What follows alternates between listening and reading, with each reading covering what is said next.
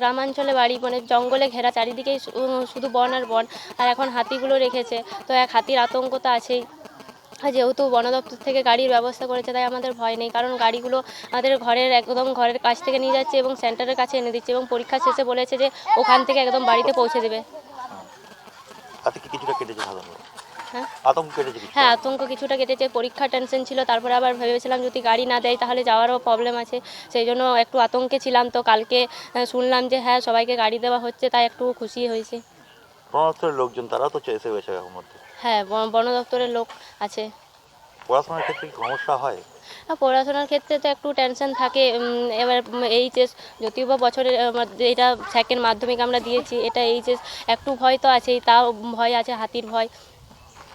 সেই আতঙ্ক একটা হলেও কেটেছে? হ্যাঁ, গাড়ির যেহেতু ব্যবস্থা করেছে, সেই আতঙ্ক একটু হলেও দূর হয়েছে, আর এতটা ভয় লাগছে না।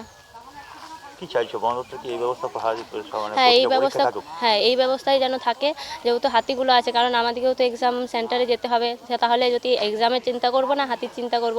যেহেতু বন দপ্তর থেকে দিয়েছি, সাথে আমরা খুব খুশি হয়েছি।